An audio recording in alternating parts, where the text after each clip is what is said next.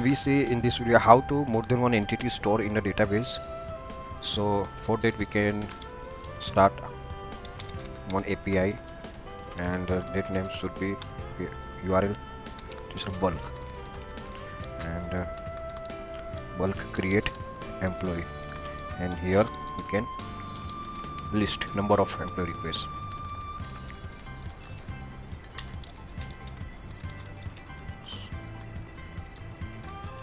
And the number of employee responses. Now one method here we create employee service layer. We can create one method list of employees.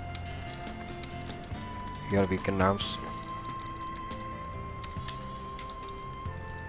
and return should be list of employees DTO. Name should be bulk create employee. So JPA has one method, saveAll method. Internally it iterates all the list using iterator method, iterator looping, and save all the entities. So here only one statement, here we write save all and list of employee, which is internally save. JPA perform this, and now here list of requests. We first create a list of employee, and employees here, and now service and bulk create employee request. No, no. Employee assembler. Employee assembler, what it do here is basically employees, list of employees catches here request, employee request, and return here list of employees. And now see we can create a one employee instead, that would be written here. Now what our next step here, we iterate this request using advanced for loop. Employee request here, this employee request here, salary, and that should be add in array list. So second process that should done here, I think it would complete it. Employees would do employee request catch here, and looping, and inside the looping entity convert request into employee entity, and that employee entity should save here and add into list, and that list is catch here to employees. Okay.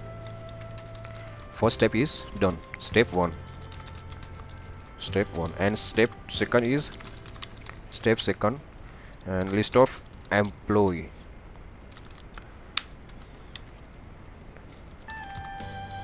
You can here created, we can name give here created, and the service layer employee service bulk, and this employee pass. Now this method what do, list of employees directly save using saveAll method. Now second step is also done. Now last step, what we do in last step, we create a response, employee response list, and that should be written in this here in assembler. No, notice we can wrong. Employee response. Now we can change here list of response we required to need, and responses, and list of employee we can here. Okay. Now we create one instance, we require to return list of responses, response list. Okay. Now that would be written here, and Using advanced for loop, we can iterate one by one entity of employees and employee instance. Now, yeah, one by one, all the iteration of the responses we can add. Now, third step is also done. We can number of responses converted from the employees. So here we can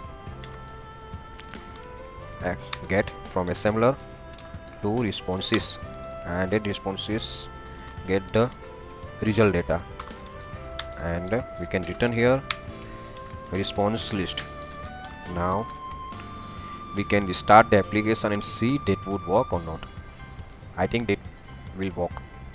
And now see, this is a bulk, and we can pass here array of element, that is a JSON, and that is a one element, and we can here say Pankaj and 1050 salary. It is a for testing purpose. Actually in this time it is not good salary, and we only said Bhargav. And now see here bulk, yeah, Pankaj and Bhargav